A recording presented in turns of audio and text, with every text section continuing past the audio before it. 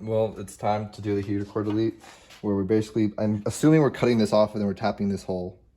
And then we're unscrewing this from this area. Yeah, and here's the kit for the heater core delete. Do you know what the brand is, Zach?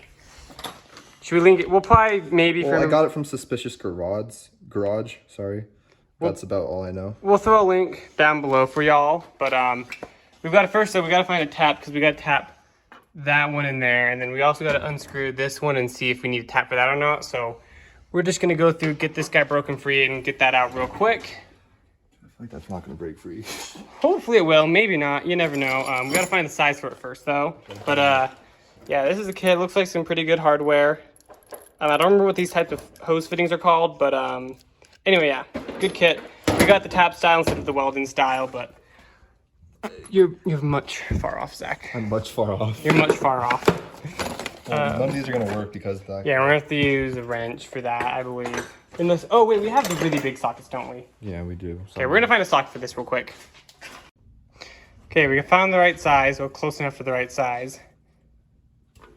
Ooh, look at that. Let me find you a socket right for that. Not as right. There you go. Now it's cracked loose. That came off a lot easier than I was expecting, to be honest.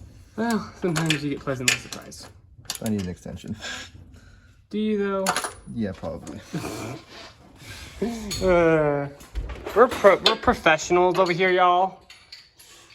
Right, Zach? We're professionals. That's a funny joke. I mean, we are professional mechanics. Well, not professional, but we have mechanic jobs. That means that's your profession, is a mechanic. Maybe not a car mechanic, but still a mechanic. We don't have like things that say, "Hey, we're professionals at this." That looks yummy, guys. Tasty. So then here is the fitting for that. Ooh, beautiful fit right there, which I should maybe even self-tap itself a little bit more into there to clean out those threads. So we only gonna need one tap. That was really gunky. Yeah, we're gonna probably do a good job at cleaning these threads out, because they look really nasty in there. So but basically, if y'all don't know, the whole point of this kit is normally you have a heater core out. I think that's the out, and that I think this is the water out and water in for the heater core. Zach's not gonna have a heater core, so we're just gonna be deleting it, which means you just loop a hose from here to there. But I guess in theory you could also just cap it off, but I think that might mess up the flowing of the engine. Also, so just so you know, if you do this, you're gonna need a bigger radiator, or account for the fact that, because the heater cores will do a little bit of cooling for it. Yeah. So you're gonna need to account for that. Anyway, so good things to note. We're gonna go find a tap for, maybe we should pull this out first. I don't know if we can just pull it out. I don't know. I think they're press fit in. I don't know. We're gonna see if we can get this, if this is press fit in or not. I have a torch. Yeah, that always works, right? Looking at it, oh, that definitely looks press fit in there. Well, if you look at that. It's been press fit in there for over 30 years. Yeah, you can see that little ring around there. But yeah, this thing's all rusted up and stuff, so definitely a good idea to replace it.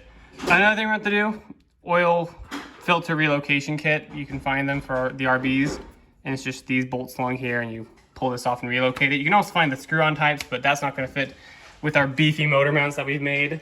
But anyway, we're gonna see if we can get this yanked out real quick. That'll be fun. Something we might just need to cut it and drill. Oh, never mind. This might take a fat second to do. Or it won't. Because we actually were smart for once and used heat right off the bat. Yeah, right. Would you look at that? Wow.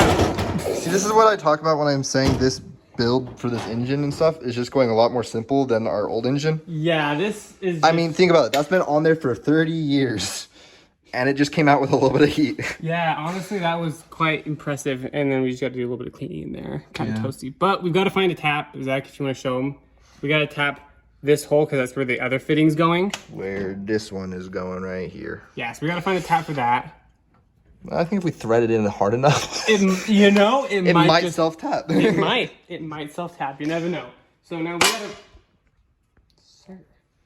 I don't have it bolted on. I know. We gotta run and find a tap for that. For this guy here. We might find a tap for the other one just to clean it out. We might. If we can find one, we might, yeah. Thing is, these are also, so if you guys can't tell, this is a pipe type fitting, which means that it tapers down. Anyway, we gotta find something that'll allow us to fit these in properly. So we're gonna do that. Okay, we got the tap. Zach, you wanna explain what you're gonna be doing while I do the tapping? I'm gonna be marking the places where we need drill holes through the bell housing. Yeah, so this bell housing's for a K20, but of course this is an RB20.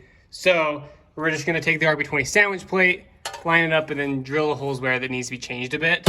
Of course, making sure that everything's still structurally sound and whatnot. So anyway, Zach's gonna be working on that. I'll show you guys once he gets all his holes marked out. I'll show you guys what it looks like. Then he'll probably start drilling. Okay, so we got the tap. What I'm gonna be doing is spraying it with some WD-40 and essentially just twisting this in, keeping it nice and straight. And then I'm gonna tap it in part way, test the fitting to make sure that I don't tap it too much. But yeah, this is a pipe fitting, so it's designed with, of course, the type we're using. So, and then we might also clean out the threads on this one using, because we just got a whole kit. That's all we could find.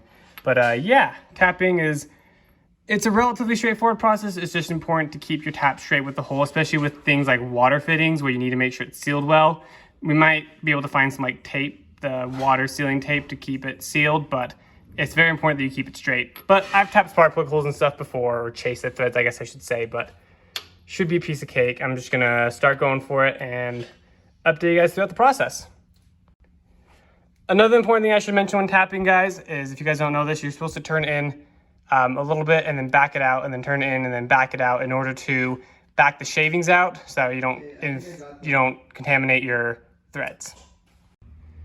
So Zach's got some marks made. The only two that actually don't line up is that one and that one, and they're so close to the existing holes, they're kind of iffy on actually drilling them out. And so, like, for example, the one that I would possibly drill out, it's on the back half of it where the bullet would go through. I think I would drill through it, and I don't want to drill. Yeah, right? Well, like on the on side the edge, of it, yeah, on the edge. So we may do a little bit of research, because some people have ran RB20s with these bell housings, and I think they use adjust the brackets so the we can get the bottom like 5, 6 in, plus the starting motor ones.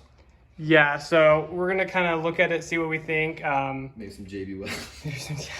No, but because a lot of people who use the bell housing, I don't think they actually use the top 2 bolts, but it'd be nice to have them for security reasons.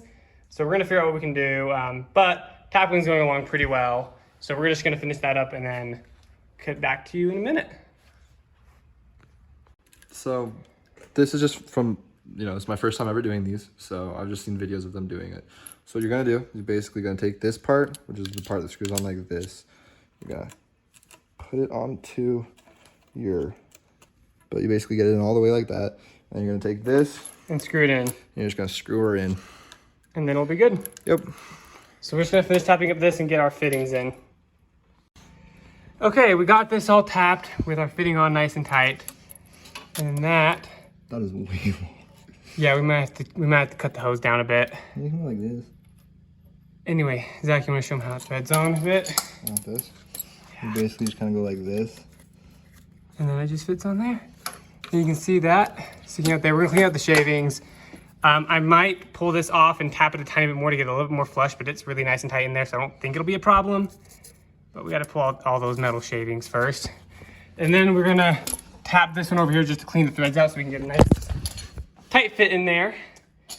But anyway, that's how it's going. We're gonna tap that one and we'll be back in a minute. From here. Okay, so we got that one in, but now we know we gotta cut the hose shorter. So what I'm doing is I'm tapping the hole to clear out the threads a little bit. So like here. And then Zach's gonna kind of measure up where to cut. Just make sure you give it a little bit extra length. Like right there. Better to cut too little than too much. So I'm gonna get these threads cleared out real quick, and then Zach's gonna cut that up. Probably not the best way to do it, bud. Which would be the best way to do it? Hacksaw. I don't know. Anyway, I'm gonna get this stuff to do this real quick. Zach's got that cut down a little bit. I've got this one in. It's as tight as we can get it pretty much, and those threads should seal it. Worst case scenario, we can pull it back off and seal it better. But now we just gotta get the thing that Zach's working on.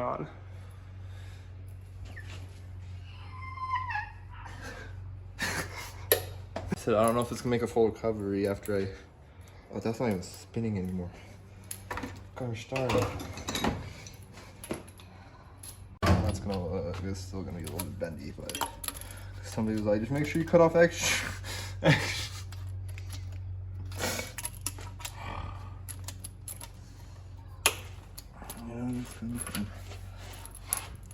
Get that one started. Is that one started on there? Yeah. Yeah, you just kind of screw these bad boys on there. Yeah, that's about the way. Hey, you know, that don't look half bad in all honesty. You know what I'm saying? So, goes there, loops it around. I mean, this still needs to be tightened, but like, overall, that's not half bad. You know what I'm saying? Like, you don't want to go overboard with it. Overboard. Good job. Okay, see, that's concerning. Because you see the apple on the back right here?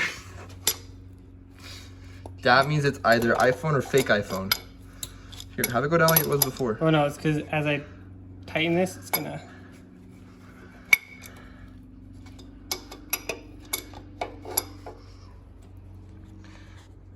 I hate the way that routes. Right there. If it leaks, we'll tighten it down. This is more just for videos. We don't have time to finagle with this right now, so... Well, in other words, we'll finish it and we'll actually make sure it's tight. We'll make sure that we'll make sure it doesn't leak water. All right, well, that concludes today's video on how you do a heater core delete kit on an RB series motor. I don't know what we're doing next time. Probably something fun. But if you guys enjoyed the video, like, comment, all that good stuff, and we'll see you guys next time. Peace out. Where'd the other tap go? Say peace out, Zach. Bye-bye, boys.